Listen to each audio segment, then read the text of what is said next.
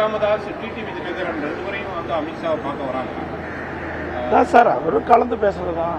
எப்படி இருக்குது தமிழ்நாட்டுடைய அரசியல் சூழ்நிலை எப்படி இருக்குதுன்னு கலந்து பேசுறது. இப்போ விஜயகாந்த் கட்சி வந்து கூட்டணியில வராதனால அவங்களுக்கு கொடுக்கப்படுற அந்த சீட்டை வந்து டிடிவி தினகரன், பாமக போன்ற கட்சிகள் சார் அதாவது அதெல்லாம் எதுவுமே இல்லை சார். உங்களுடைய கற்பனையான கேள்விகளை நாங்கள் பதில் சொல்ல முடியாது. ஏன்னா ஒரு 4 நாட்கள் நீங்க எல்லாம் தெரிஞ்சுக்கீங்க. 4 நாட்கள் எல்லாமே முடிஞ்சிடும். கவலைப்படாதீங்க. அந்த கூட்டணி திமுக தலைமையில் அமைக்கிற கூட்டம் மாதிரி கூட்டணியில எங்க கூட்டணி கிடையாது. சைலண்டா அழகா அற்புதமா நாங்க கூட்டணி பேச்சுவார்த்தை முடிவு பெற்று தொகுதி வெளியிடப்படும். எந்த சிக்கலும் கிடையாது சார். அப்படியெல்லாம் கிடையாது. நான் தான் ஏற்கனவே சொல்லிட்டேன், எங்களுக்குள்ள ஒருத்தருக்கு ஒருத்தர் விட்டு கொடுத்து யாராருக்கு எந்தெந்த இடத்துல வெற்றி வாய்ப்பு இருக்குதோ அந்தந்த தொகுதியை அவர்கள் பெறுவதுதான் எங்களுடைய நோக்கம். சார் நீங்க தான் சொல்லணும். நீங்க தாங்க சொல்லணும். நாங்க தான் 234 தொகுதியில் போட்டியிடுறோம். அதிமுக தலைமையில 234 தொகுதியில் வெற்றி பெற வேண்டும் என்ற நோக்கத்தில் தான் நாங்க தேர்தல் சந்திக்கிறோம். நீங்க தான் சொல்லணும் தேர்தல் காலம் எப்படி இருக்குன்னு நீங்க சொல்லணும். டெல்லியில இருந்து அங்குடைய கேட்டு எங்களுக்கு தகவல் கொடுக்க எப்படி இருக்குது. ஏறத்தாழ வந்து தேர்தல் வந்து நெருங்கி கொண்டிருக்கிறது. இப்ப 4 முனை போட்டி அப்படின்றது ஓரளவு உறுதியாயிடுச்சு.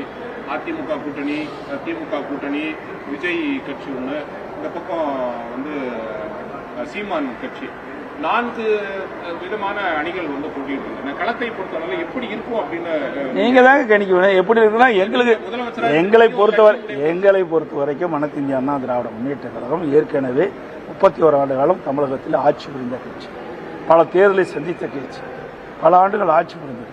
அதாவது எங்களுக்கு வெற்றி பிரகாசமா இருக்குது. ஏன்னா அண்ணா 10 ஆண்டு 2011 2021 வரைக்கும் அனைத்து இந்திய அண்ணா திராவிட முன்னேற்ற கழக ஆட்சியில் எண்ணற்ற திட்டங்களை கொடுத்துருக்கோம். மத்திய அரசிலிருந்து பல திட்டங்களை பெற்று அங்க நிறைவேற்றிக்கிறோம். அதே மாநில அரசு நிறைய திட்டங்களை கொடுத்துருக்கணும். ஆனா திராவிட முன்னேற்ற கழகம் இந்த 5 ஆண்டு காலத்துல எந்த ஒரு புதிய பெரிய திட்டமும் அல்ல. சட்டம் ஒழுங்கு அடியோடு சீர்குலைஞ்சிருக்கு. தினந்தோறும் கொலை, கொள்ளை, திருட்டு, வழிப்பறிப்பு, பாலியல் வன்கொடுமை நடக்காத நாளே இல்லை. தினந்தோறும் தொலைக்காட்சியும் பத்திரிகையும் பார்த்தா இந்த செய்தி தான் வந்துகிட்டு இருக்குது. வேற எந்த செய்தியும் வரல. இவருடைய ஒரே சாதனை ஊழல் செய்துதான் சாதனை. இந்த ஆட்சி உள்துறை அமைச்சர் அமித்ஷாவை சந்திக்கும் போது ஏதாவது அறிவுரை இந்த மாதிரி செயல்பட வேண்டும் வெற்றிக்காக கிடையாது. ஒரு ஜென்ரலா ஆலோசனை பண்ணுவாங்க. 2-3 நாட்களா மூத்த நிர்வாகிகள் மகளிர் பற்றி சில கருத்துக்களை தெரிவித்தது ஒரு சார். அதாவது கூட்டத்தில் இருக்கும்போது ஒரு தவறான வார்த்தை வரும்போது அதை தவறை உணர்ந்து அதற்கு மன்னிப்பு கோரிவிட்டார்.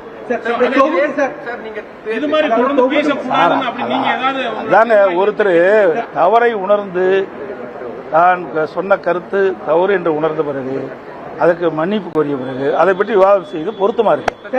வாக்குறுதிகள் இறுதி செய்யக்கூடிய பணிகள் வந்துச்சு. இன்னும் 2-3 நாட்கள் அவங்க ரிலீஸ் பண்ணிடுவாங்க. நீங்க எப்போ பொறுமையா தயார் பண்ணிட்டு இருக்கிறோம். கிட்டத்தட்ட நாங்க ஒரு வாரத்துல எங்களுடைய தேர்தல் அறிக்கை வெளியிடப்படும். அன்னியூர் சிவா அவர்கள் வந்துட்டு ஒரு 34 கோடி ரூபாய், அன்னியூர் சிவா திமுக எம்எல்ஏ அன்னியூர் சிவா 34 கோடி